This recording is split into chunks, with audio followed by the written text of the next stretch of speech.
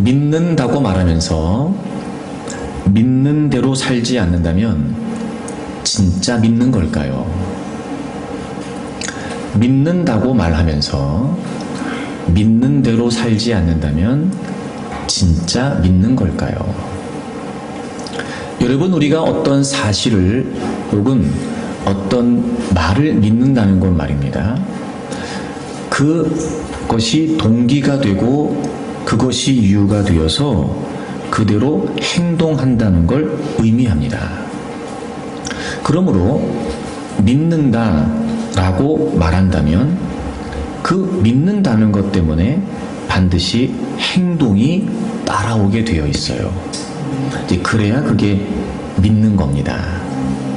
그러니까 믿는다고는 말하는데 믿는 대로 살지 않는다는 건 사실 진짜 믿는 건 아닌 거라는 거죠. 믿음이 그렇습니다. 그래서 여러분, 믿음은 행동으로 증명이 됩니다. 믿는다면 반드시 행동이라는 결과가 나타나게 되어 있습니다.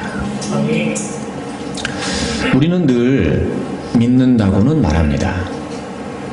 하지만 믿는 대로 사는 것에는 늘 이유와 핑계가 있습니다.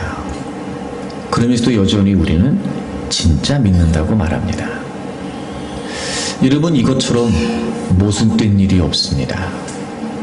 그러므로 우리가 믿는다면 우리는 믿는 대로 살아야 돼요. 완벽할 순 없지만 믿는 대로 살기 위해 노력이라도 해야 되고 적어도 믿는 대로 살아야 된다는 걸 수긍은 해야 됩니다. 그래야 그게 진짜 믿음일 수 있어요. 여러분, 믿는다고 말하면서 믿는 대로 사십시오. 여러분의 믿음이 진짜 믿음이 되기를 바랍니다. 믿는다고 말하지만 믿는 대로 살지 않는 모순된 믿음이 아니라 믿는다고 말하면서 믿는 대로 사는 진짜 믿음이 되시기를 바랍니다.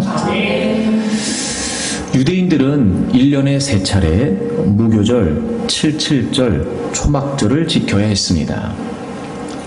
매년마다 돌아오는 이 3번째 절기는 이스라엘의 남자들만 하나님 앞에 모여서 절기를 지켰습니다. 그런데 7년마다 돌아오는 안식년의 초막절에는 특별하게 그들이 모여야 했습니다. 남자만이 아니라 여성들도 모여야 됐고요. 게다가 어린 아이들까지 모여야 됐습니다. 그리고 심지어는 원래 유대인은 아니었는데 이방인이었는데 유대교로 개종을 한, 그리고 할례를 받은, 그래서 이스라엘 공동체 안에 포함되어 있는 타국인들까지 다 모여야 했습니다. 7년마다 돌아오는 안식년의 초막절에는 온 이스라엘이 다 모여야 했습니다. 이 절기는 그만큼 특별했습니다. 모두가 다 모여야 된다라고 말하는 걸 보면 그만큼 중요했던 겁니다. 여러분, 우리의 모임은 늘 중요합니다. 우리의 모임은 늘 특별합니다. 그런데 모임이 중요한 이유는 모였기 때문이 아니고요. 모임이 중요한 이유는 왜 모였냐에 따라 달려있죠.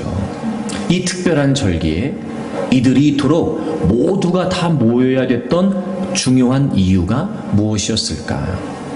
오늘도 우리가 모였는데 그렇다면 이렇게까지 우리가 모여야 했던 이유는 과연 무엇일까? 우리가 모였다면 도대체 이 모임 속에 우리는 어떤 결과를 추구해 가야 되는 걸까?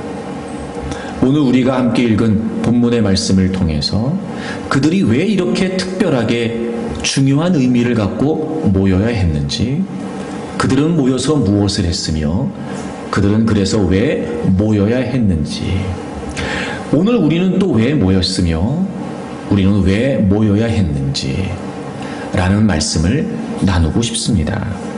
지난 주일에 우리가 첫 번째 말씀을 함께 나눴습니다. 그들이 모인 이유는 바로 그분 때문이었습니다.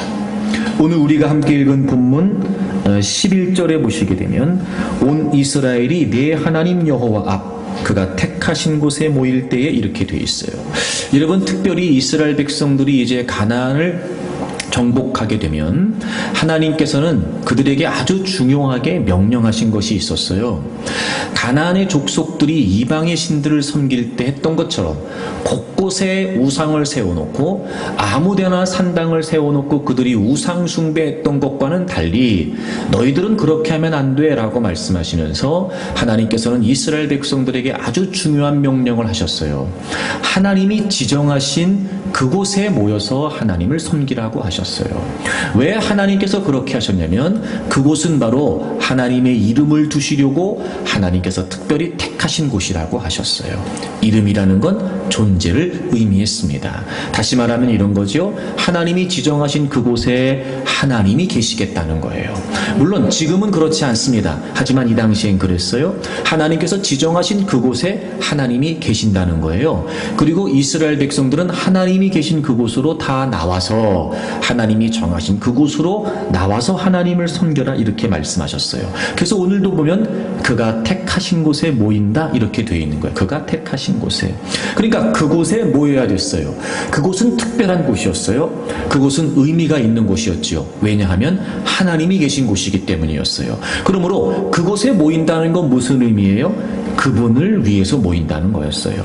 그곳에 모이는 건 그 곳 때문이 아니었고 그분 때문이었다는 거예요. 그러니까 그분께서 택하신 그곳에 모인다. 그래서 오늘 본문에도 보면은요, 그냥 그곳이라고 되어 있지 않고 내 하나님 여호와 앞 이렇게 되어 있어요. 내 하나님 여호와 앞.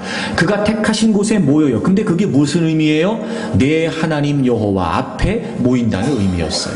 그렇습니다, 여러분. 이스라엘 백성들이 이 7년마다 돌아오는 안식년의 초막절에 그렇게 특별한 절기에 그들이 중요하게 모여야 됐던 의미가 뭐냐면 바로 그곳에 모인다는 건 하나님 앞에 있다는 의미였습니다.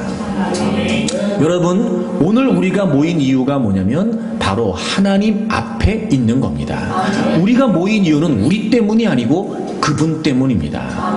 우리가 모여서 하나님을 예배한다는 건 우리를 위해서가 아니라 바로 예배를 받으시는 하나님을 위해서였습니다.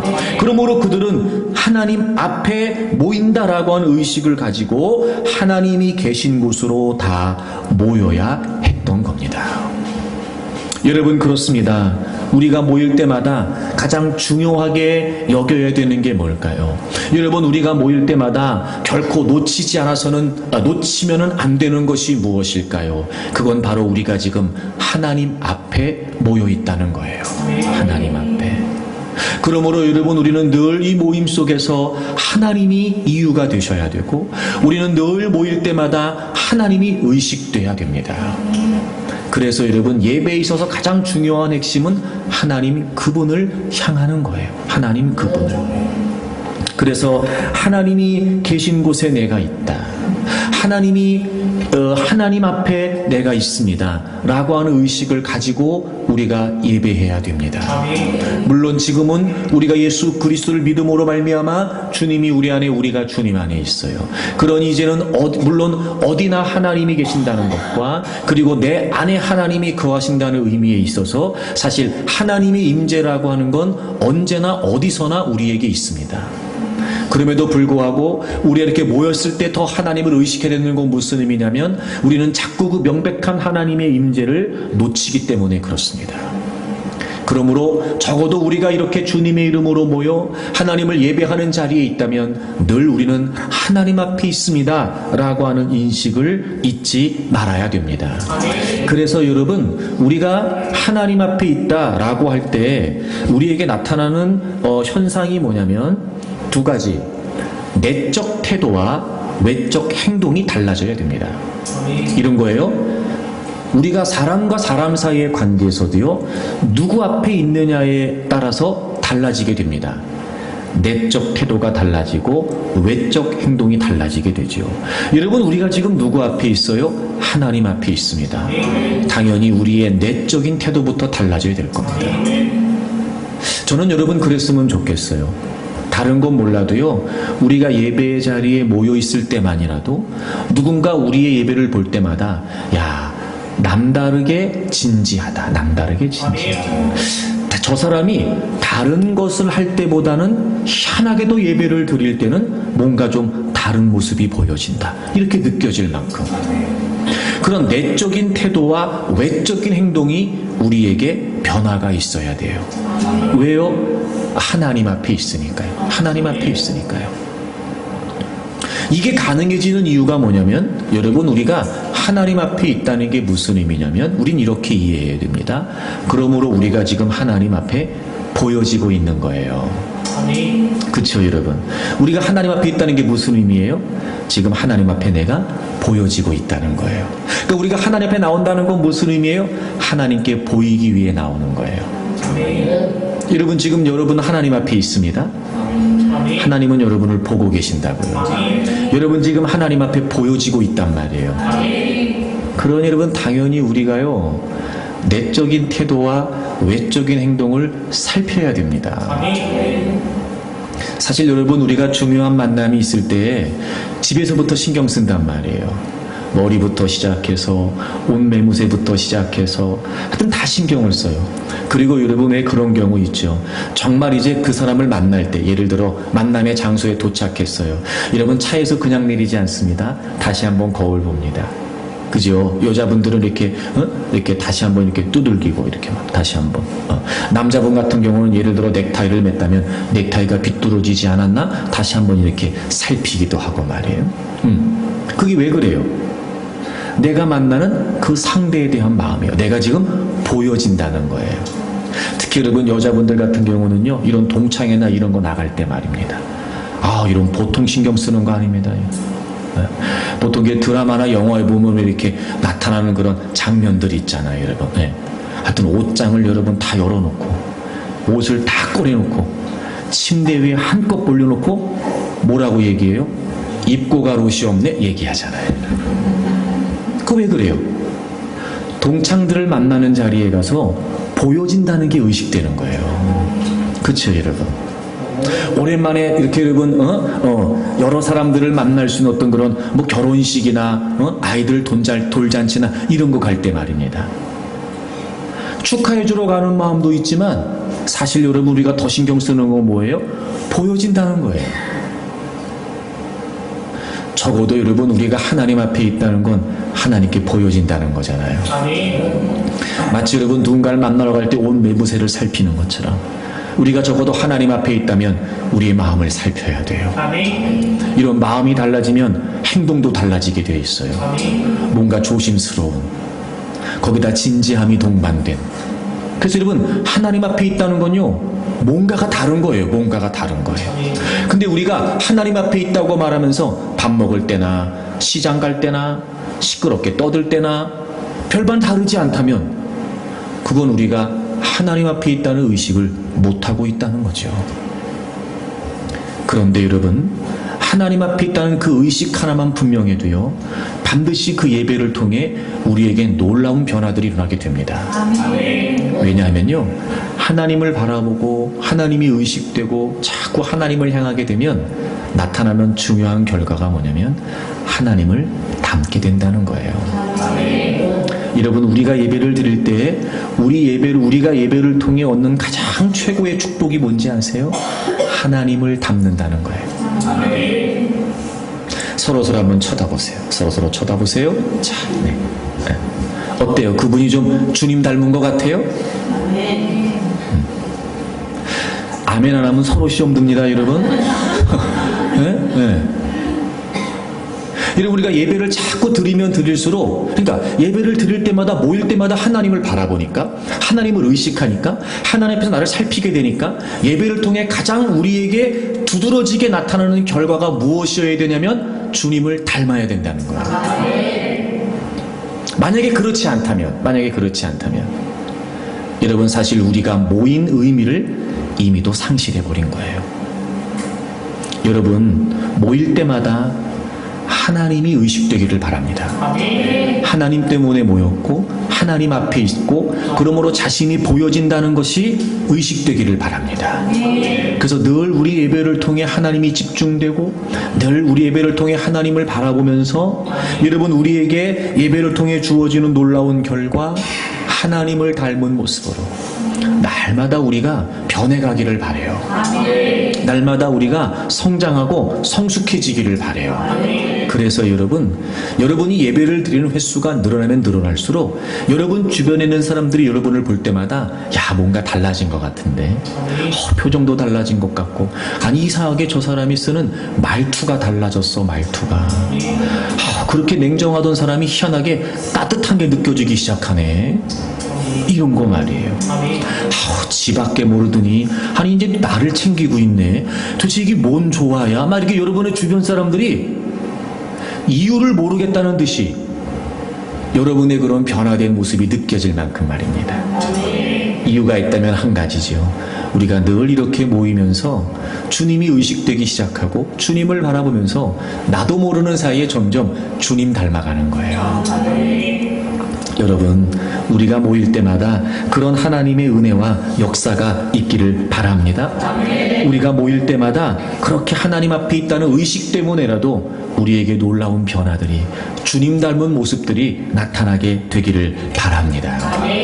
두 번째 여러분 그들이 그렇게 특별하게 모여서 무엇을 했을까요? 왜 그들은 모여야 했던 걸까요? 자 11절 말씀을 좀 다시 보시면 그들이 그렇게 다 모였어요. 그 다음에 뭘 했냐면은요. 그러니까 초막절인데 그들이 뭘 했냐면 이 율법을 낭독하여 온 이스라엘에게 듣게 할지니 이렇게 되어 있어요.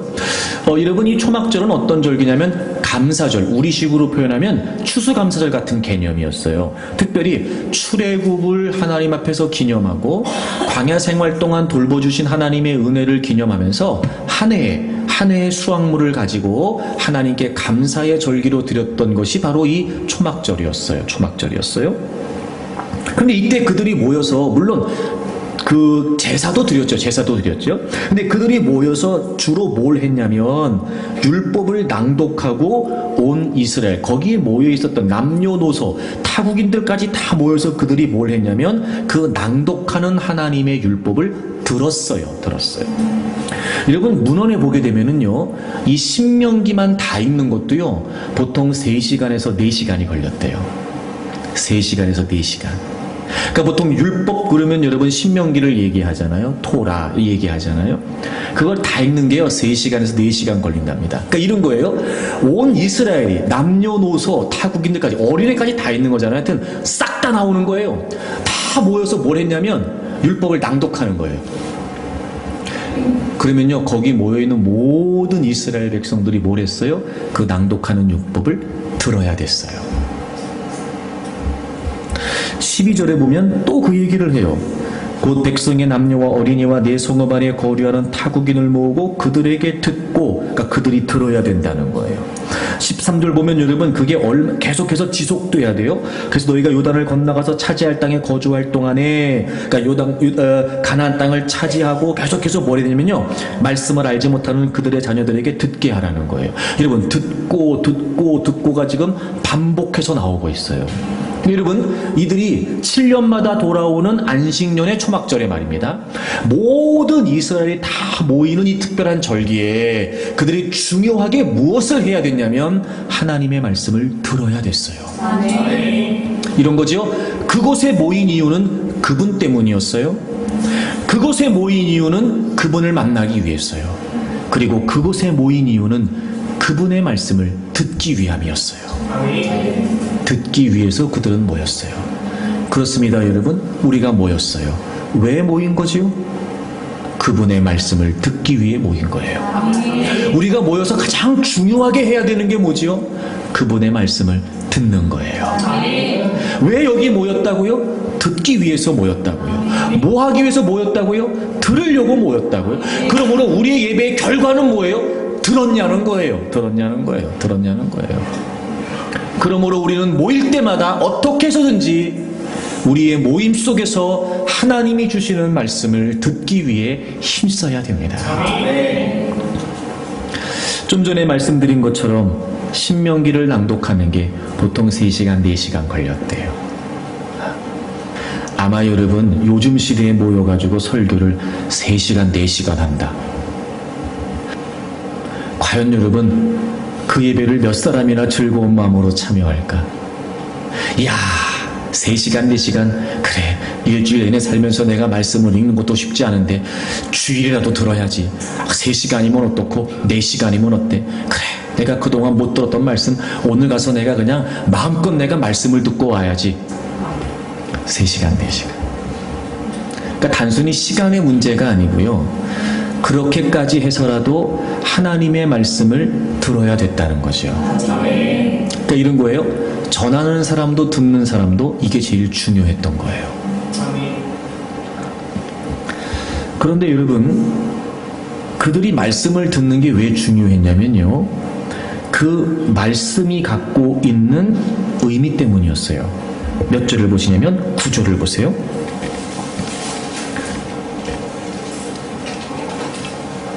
또 모세가 이 율법을 써서 여호와의 언약궤를 매는 레위 자손 제사장들과 이스라엘 모든 장로에게 주고, 이렇게 돼 있어요. 그러니까 지금 초막절을 어떻게, 안식년의 초막절을 어떻게 지켜야 되는지에 관해 설명을 하기에 앞서서 가장 중요했던 의미가 율법을 낭독하고 듣는 거였는데, 지금 모세가 뭐라고 했냐면 그 율법을 지금 썼다는 거예요. 기록했다는 거예요. 그리고 써서 기록해서 그 율법을 읽어야 되는 사람들에게 줬어요. 이스라엘에게 줬어요. 써서 줬다는 거예요, 여러분. 그러니까 썼다는 거, 기록했다는 거, 줬다는 거, 이게 무슨 의미예요? 보관하라는 거예요. 기록을 한다는 건 보관의 의미가 있죠. 줬다는 건 뭐예요? 간직하라는 거잖아요. 그러니까 써서 줬다는 건요, 그냥 아무렇게나 잊어버려도 된다, 아무렇게나 둬도 된다, 이게 아니고, 써서 줬다는 건 그만큼 그걸 중요하게 보관하면서 간직하라는 의미였어요. 이게 무슨 말이냐면, 계속해서 이 말씀의 영향력이 이스라엘 백성들 가운데 머물게 하라는 의도였어요.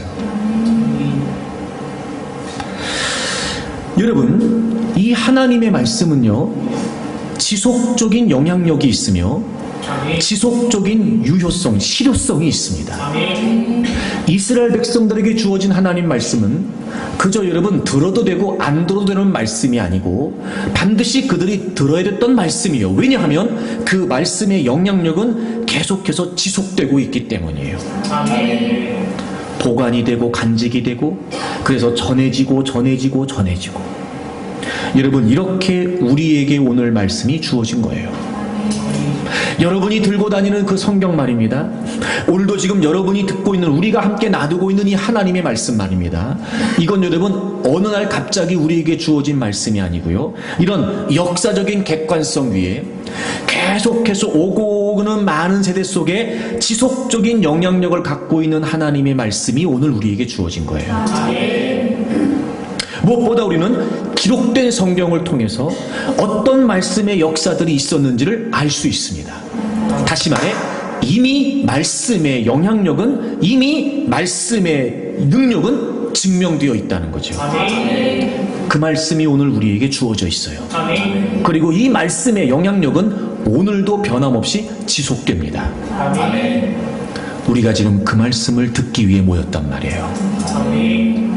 그러니 이 말씀이 얼마나 중요한지 아시겠죠? 그러니 이 말씀을 우리가 결코 소홀히 할 수 없다는 걸 여러분 아시겠죠? 우리에게 주어진 말씀은 우리가 들어도 되고 듣거나 말거나 적당히 대충 이래야 되는 말씀이 아니라, 지금까지 수없이 많은 사람들을 통해 하나님의 말씀이 증명되고 하나님의 말씀이 확인된 실효성 있는, 그리고 앞으로도 계속해서 지속적인 영향력을 갖는 하나님의 말씀이라는 거예요. 저는 이 말씀의 영향력이 여러분 안에 계속해서 나타나기를 바랍니다. 아니, 이 말씀의 영향력이 나타난다는 사실을 믿는 여러분 모두 이 하나님의 말씀을 늘 듣기 위해 힘쓰므로 늘 여러분 안에 하나님의 말씀의 영향력을 간직하기 위해 힘쓰기를 바랍니다. 바로 그 말씀을 우리가 듣는 거예요. 근데 여러분, 듣는 건 듣는 건데 듣기 위해서 듣는 게 아니에요.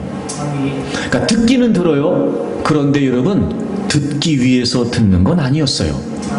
그들이 왜 들어야 했냐면 12절을 보시면 곧 백성의 남녀와 어린이와 내 성읍 안에 거류하는 타국인을 모으고 그들에게 듣고 배우고 내 하나님 여호와를 경외하며 이 율법의 모든 말씀을 지켜서 행하게 하라는 거예요.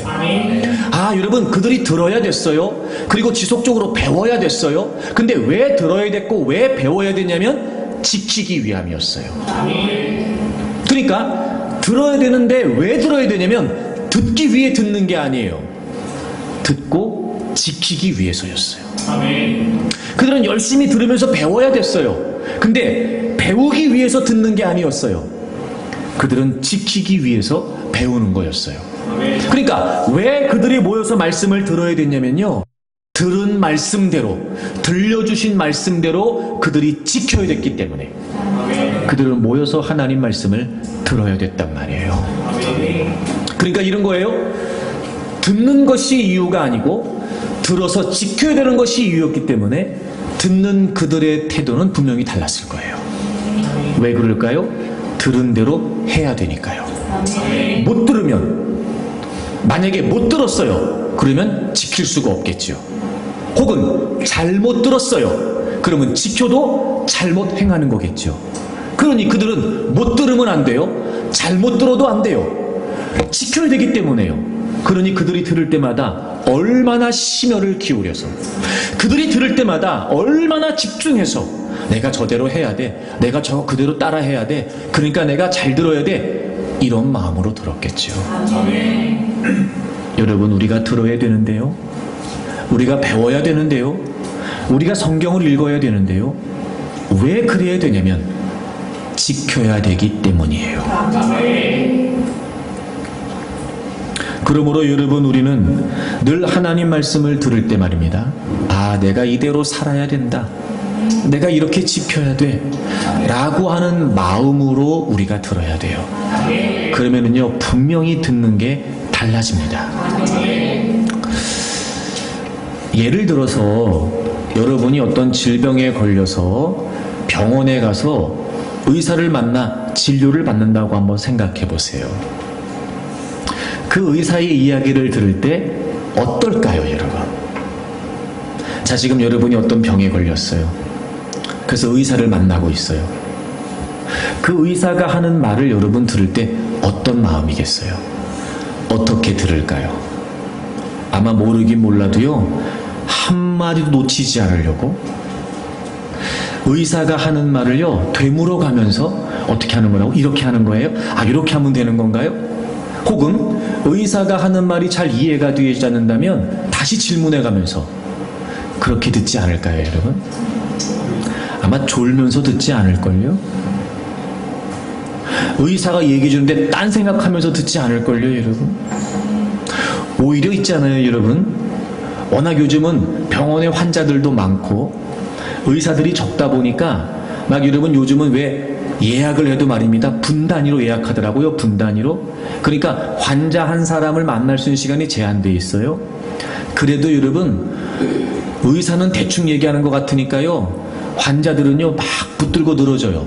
또 물어보고 또 물어보고 제발 자세하게 설명해 달라고 그러고, 그럼 의사들은요 아예 괜찮다고 그러고 다 설명했다고 그러고 환자 기다리고 있다고 그리고 내보낸단 말이에요. 그래도 잘 모르겠으면은요 그것까지 물어봅니다. 그것도 안 되면 나가서 간호사한테 또 물어봐요, 여러분. 간호사한테 도대체 이 약을 어떻게 먹으라고 하는 거냐고, 밥 먹고 몇 분 있다가 먹으라고 하는 거냐고, 아니 혹시 꼭 30분을 지켜야 되는 거냐고, 그냥 먹으면 안 되냐고, 안 물어봐요, 여러분. 이거 한꺼번에 다 먹어야 되는 거냐고. 적어도 여러분, 우리가 우리의 병을 고치기 위해 의사를 만날 때도요, 그가 하는 얘기를 허투루 듣지 않아요. 얼마나 열심히 듣는지 몰라요. 근데 우리가 하나님 말씀을 지켜야 되는데 말입니다, 우리가 지켜야 될 말씀을 듣는데 말입니다, 어떻게 적당히 들을 수 있겠냔 말이에요. 아, 여러분, 그런 걸 보면 이런 거예요. 듣긴 듣는데 지켜야 된다라고 듣지 않는 거예요.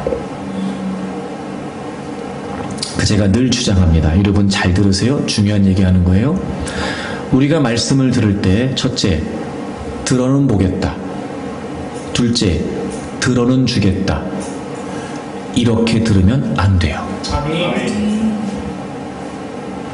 우리가 말씀을 듣는 건 그대로 지키기 위해서 듣는 거예요.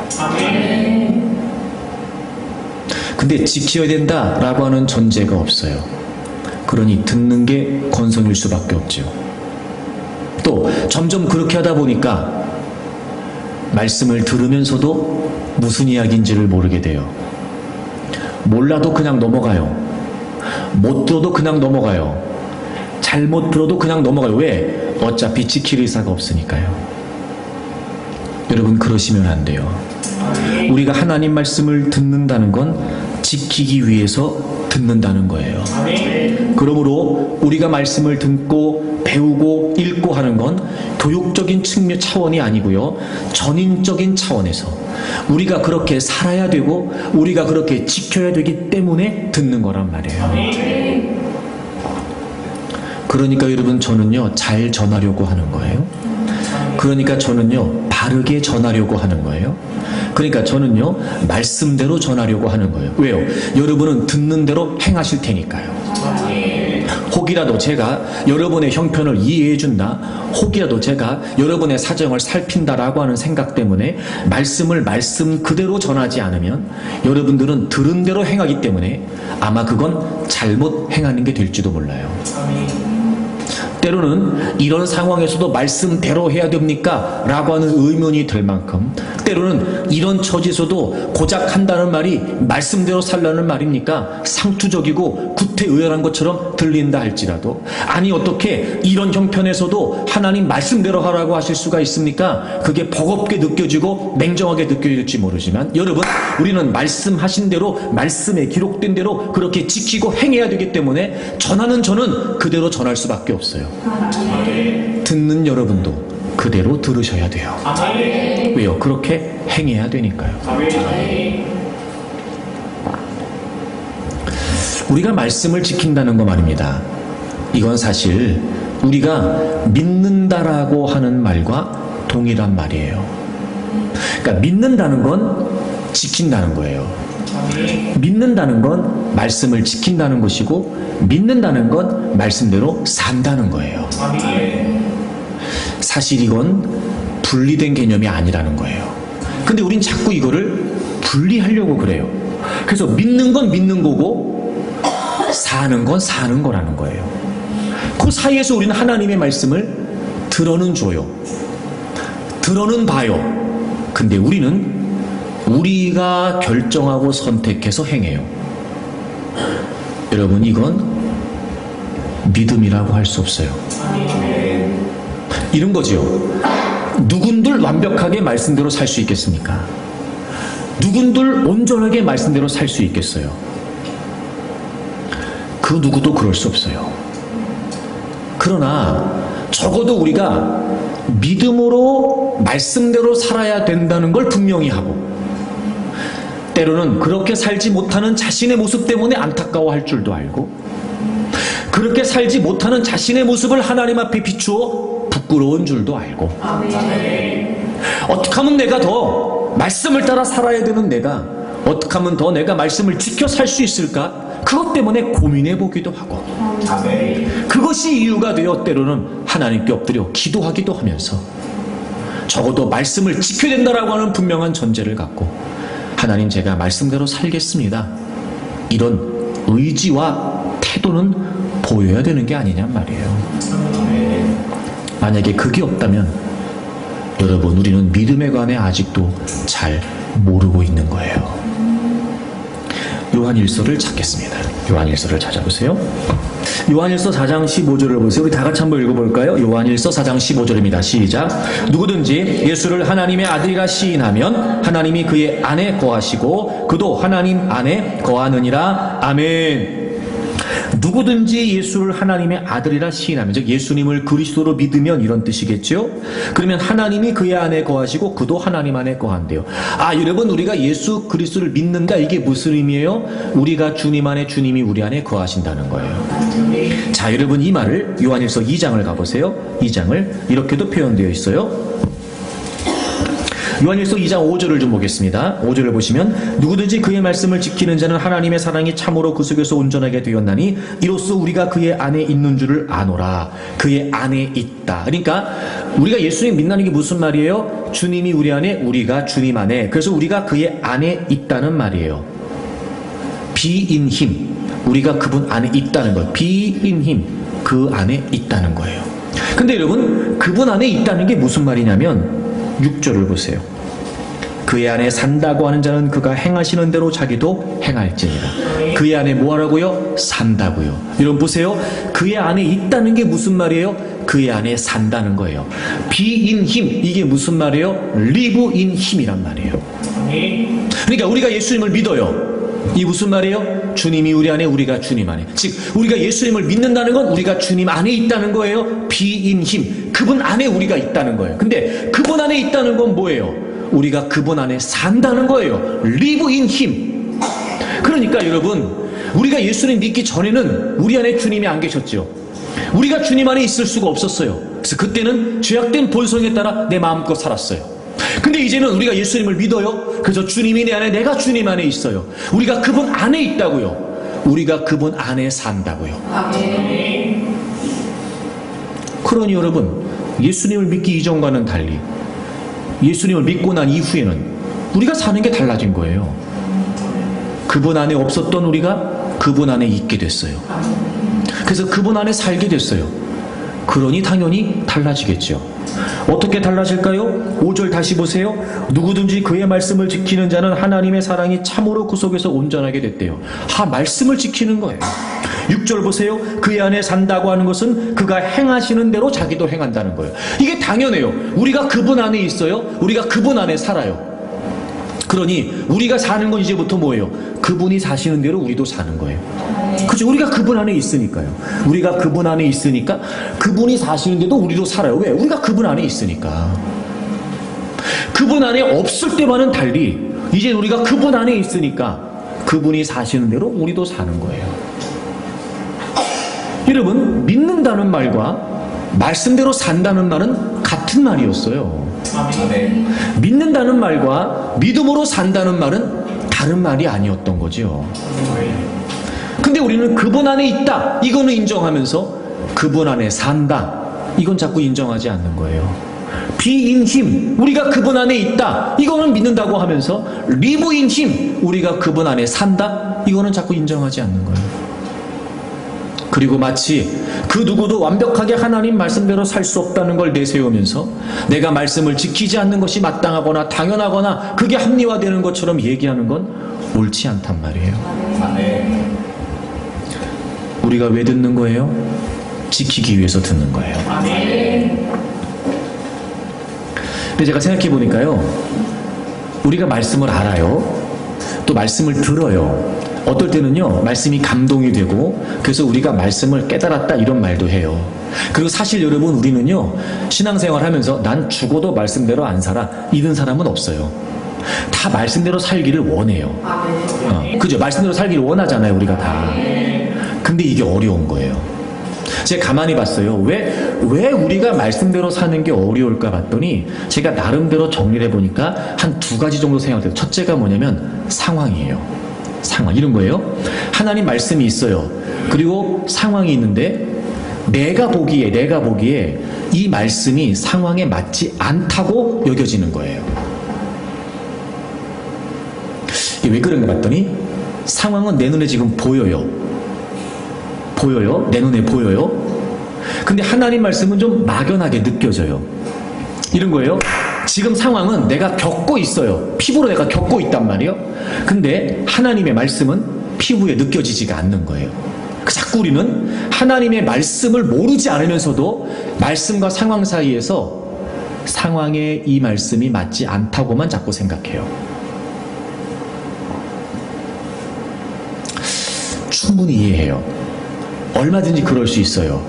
그리고 저는 그게 마땅하다고 생각이 돼요. 근데 이 부분에서 말씀이 상황에 맞지 않습니다 라고 하는 이 부분에서 우리가 자꾸 한 가지 놓치는 게 있어요.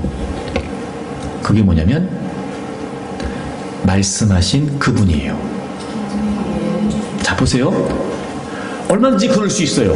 이 말씀은 지금 상황에 맞지 않아.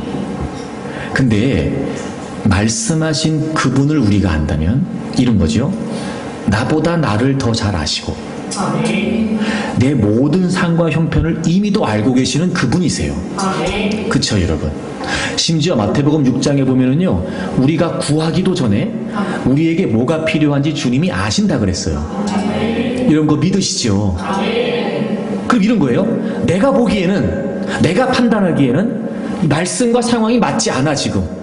근데 충분히 우리 입장에서는 그럴 수 있으나 그 말씀을 하신 주님을 떠올리면 결코 상황에 맞지 않는 말씀을 하실 리가 없어요. 그쵸? 나도 모르는 나를 아세요. 사실 우리가 안다라고 하는 이 상황 말입니다. 우리가 지금 겪고 있다라고 하는 이 상황 말이 이게 얼마나 웃기냐면요, 우리가 보는 제한된, 우리가 보고 있는 제한된 시각 안에서 상황이에요. 사실은요. 여러분, 여러분이 겪고 있는 그 문제의 모든 양상을 여러분이 다 알고 있습니까? 몰라요, 우리는요. 근데 어떻게 우리가 우리의 모든 상황을 다 알고 계시는 하나님이 주시는 말씀을 상황과 말씀이 맞지 않다라고 판단할 수 있겠냔 말이에요. 너무 이런 모순되지요, 이게 지금. 그래서 첫째, 우리는요, 상황을 극복해야 돼요. 그러니까 우리가 알아요, 말씀을. 그리고 우리 말씀대로 살려고 해요. 정말 그렇게 원해요. 근데 그 걸림돌 중에 하나가 뭐냐면 자꾸 상황이에요. 그래서 우리는 하나님의 말씀이 우리에게 주어졌을 때 가장 중요하게 여겨야 될 게 뭐냐면, 분명히 이유가 있다. 이유가 있다. 그러니까 당장은 맞지 않아요. 맞지 않아요. 그래도 이유가 있다. 이유가 있다. 그러니까 이런 거죠. 이유가 있다라고 생각하면 그 말씀이 어떤 의미인지를 더 골몰하고 찾으려고 할 거예요. 근데 그냥 아무 생각 없이 그 말씀하신 주님에 대한 고려 없이 상황과 말씀이 맞지 않아 이렇게 해버리면 더 이상 그 말씀이 어떤 의미인지를 관심 가지려고 하지 않을 거예요. 제가 보기에는 원수마귀가 노리는 게 바로 그거예요. 자, 우리가 인정하지 않을 수 없는 건 뭐예요? 우리의 모든 상황을 알고 계시는 주님께서 그 말씀을 주셨다면 이유가 있는 거예요. 그러니까 우리에겐 지금 이유를 몰라요. 우린 지금 이유를 몰라요. 하지만 이유가 있는 거죠. 그러므로 그 말씀은 지금 내가 직면하고 있는 상황에 분명한 해답이 된단 말이에요. 지금 당장 내가 상황에 맞지 않게 보여질 뿐이지 사실 이 상황에서 이 말씀을 주셨다는 건 이유가 있기 때문에 그 말씀으로 풀어가면 반드시 답이 나오게 돼 있어요. 그러니까 원수마귀는 사전에 차단하는 거예요. 무슨 말인지 아시겠어요? 여러분, 거기에 농락당하지 마세요. 거기에 쏙지 마세요. 지금 당장은 맞지 않는다고 생각이 되고, 지금 당장은 이 말씀이 의미가 없다고 생각이 되고, 지금 당장은 이런 상황에서 이 말씀이 무슨 소용이 있냐라고 여러분에게 생각이 될지 모르지만 그렇지 않아요. 오늘도 마찬가지예요. 지금 여러분이 살아가고 있는, 그래서 여러분이 직면하고 있는 모든 삶의 상황 속에 왜 하나님이 우리에게 이 말씀을 주시는 걸까요? 반드시 오늘 들려지는 이 말씀 속에 지금 여러분의 인생을 향하신 하나님의 답이 담겨져 있단 말이에요.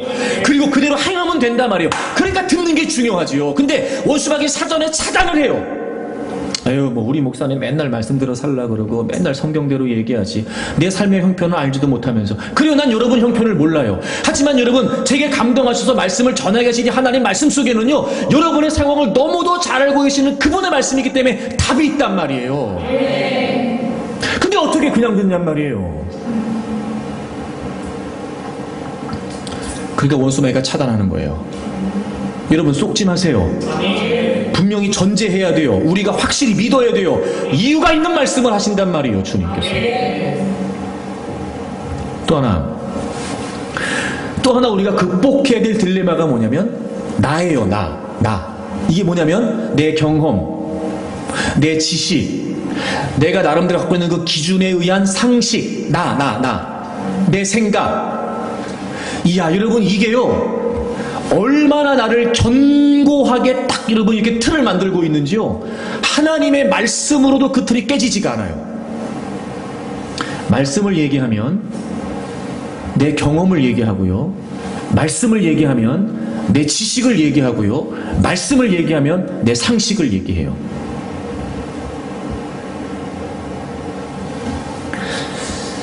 사실 여러분, 우리가 하나님의 말씀을 하나님의 말씀으로 지키기 위해서는요, 이 나라고 하는 가장 강력한 틀이 무너져야 돼요.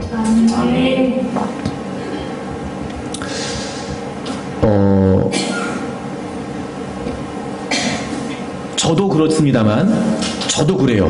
가만히 보면 이런 것 같아요. 제가 보기에. 잘 들어보세요, 여러분. 어떨 때는요, 우리가 교묘하게 상황이라고 하는 핑계 뒤에 숨어서 나를 고집해요. 하나님 말씀을 지켜야 되는데, 하나님 말씀대로 행해야 되는데요, 겉으로는 상황이에요. 근데요, 그 상황이라고 하는 핑계 뒤에 내가 숨어 있어요.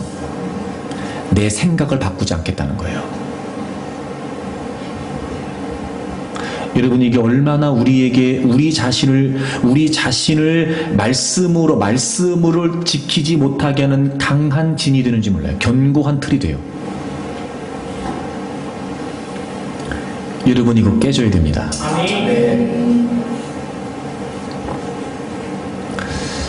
요한복음 2장에 보면은 예수님께서 가나 혼인잔치에서 물을 포도주가 되게 하는 기적을 행하시잖아요. 그때 예수님께서 하인들에게 뭘 제일 먼저 명령하셨냐면,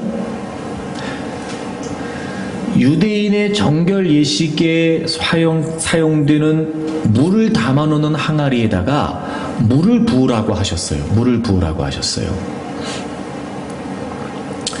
말 그대로 그 항아리는 유대인들이 밖에 있다가 집에 들어오면서 손발을 씻는 데 사용됐던 물 항아리였어요. 물을 담는 항아리였어요.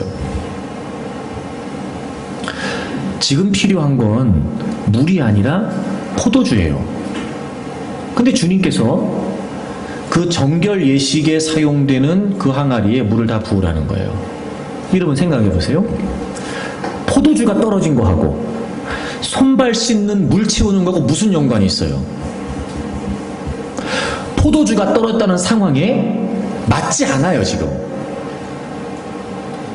근데 하인들은 주님이 물을 부으라고 하셔서 물을 다 붓어요.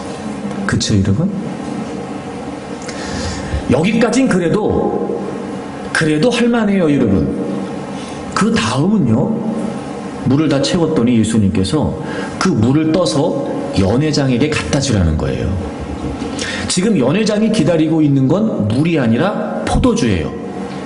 게다가 여러분, 예수님께서 그 물을 채운 하인들에게 그 물을 떠다 갖다 주라고 하셨어요. 내가 붓어요, 내가. 그쵸, 여러분? 분명히 내가 물 갖다 붓다고요, 거기다가. 이건 바뀌지 않아요. 분명한 사실이에요. 분명한 경험이에요. 내가 붓어요, 거기다가 물을. 그런데 주님은 그 물을 떠서 연회장에게 갖다 주래요. 상식적으로 얘기해 볼까요? 포도주는 포도로 만들어요.